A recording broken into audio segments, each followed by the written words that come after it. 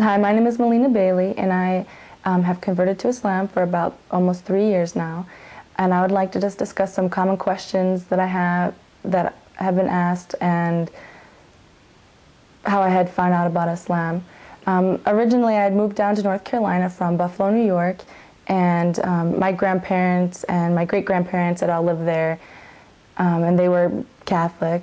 My parents were both born Catholic. My father is Polish, my mother was Italian.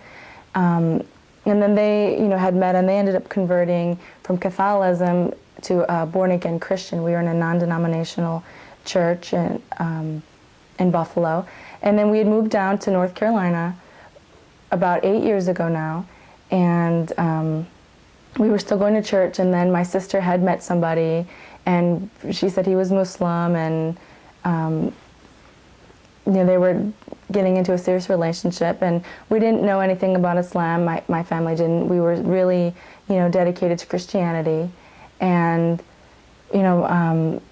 my sister had started researching, so we, welcomed him in our family with open arms, and we're really curious to learn about his views and his religion and stuff.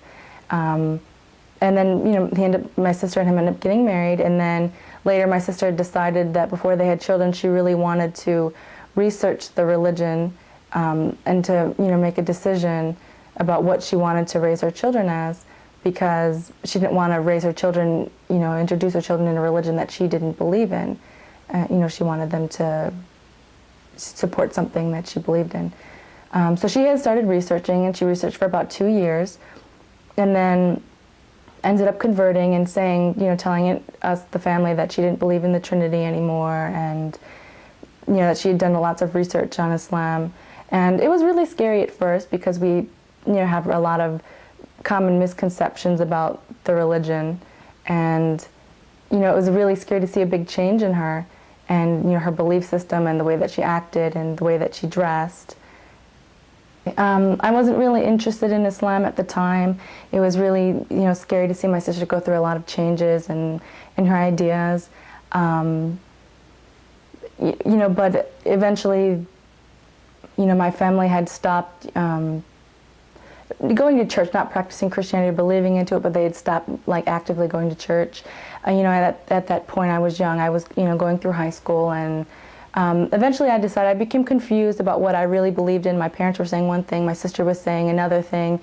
So I decided that I really wanted to research myself and decide what I believed and what the truth was to me, and to not just accept what I was religion I was born into, and to actually research it, and either way it would make me stronger in Christianity or stronger if I wanted to convert to Islam. So that was my goal. I planned on doing that, but I never actually had the encouragement to do that. I was busy being a teenager, doing other things. And then my sister had ended up moving overseas, and every time that she had come back to visit for the summertime, she was a lot more religious, a lot more strict in the religion, and it was very scary to see these changes. And then she had introduced me to somebody. I'd met somebody that was also Muslim, and I had started a relationship with him. So then I had started a relationship with him, and before we got serious, we had decided that we were gonna separate and not see each other, and I was gonna really research the religion and really decide what I really wanted to believe before I started a serious relationship with this person. So then I had started researching the religion, and the first thing that I researched, that was my motivation, was am I going to continue a relationship with this person, have a serious relationship, because this is a big step of having somebody from a different religion and having an interracial, not interracial, but cross-cultural marriage is difficult enough, let alone having a marriage with two people practicing different religions. So I really wanted to research before I really made a decision. And when I researched, the first thing I researched was women's rights in Islam, to find out what the truth. I had heard a lot of rumors, and we see a lot of things in the media, I had a lot of misconceptions. I wanted to find out what the religion actually practices. Yeah, so I had a lot of misconceptions about what the rights of women were, in Islam. Some, common things that I had thought before. Women were forced to cover, and they had to maybe walk behind their husbands or something out of respect. They had to ride in the back seat of a car. just like, common misconceptions. When I actually started researching, I found a lot of things that I was really surprised that there was a lot of points that I agreed with in the religion, and a lot of rights that they had given women.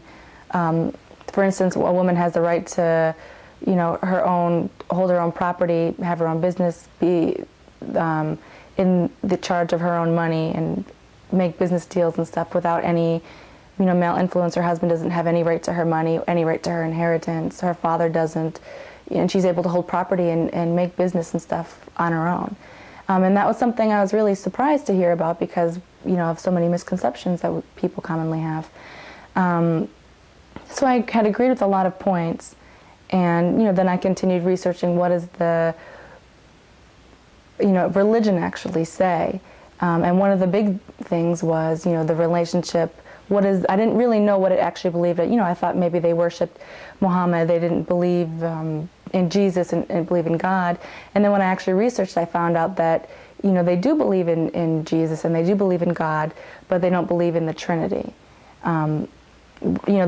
So many stories were the same. It was very easy researching Islam because I was so used to so many of the ideas and so many of the stories because there's so many similarities between Christianity and Islam. Especially, when I was born again Christian, I was, raised and used to hearing these same stories, and they run along the same line. We have the same prophets, most of them, the same, stories of Abraham, Moses, Noah. So many things are exactly the same, the stories, but the thing that had differed was, the Trinity.